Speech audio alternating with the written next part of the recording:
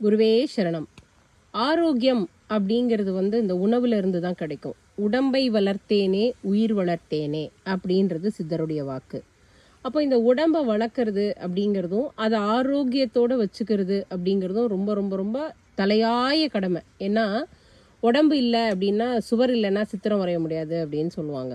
இப்போது நம்ம பண்ணையில் இயற்கையாக தான் நம்ம எல்லாத்தையுமே வளர்க்குறோம். அதாவது காடுகளில் யாருமே எரு போடுறதில்ல, உரம் போடுறதில்ல, தண்ணி ஊற்றுறதில்ல. அதுவே தன்னை தானே பார்த்துட்டு அந்த மரங்கள் எவ்வளவு செழுமையாக வளருதோ அதுபோல் இந்த இயற்கை விவசாயத்துலேயும் கூடுமான வரைக்கும் இயற்கை இடுபொருட்களையும் அப்புறம் இந்த பசுமாடு கழுதைகளோட சாணங்களையும் பயன்படுத்தி தான் நம்ம மரங்களை, செடிகளை, பூச்செடிகளை எல்லாத்தையுமே நம்ம வளர்க்குறோம்.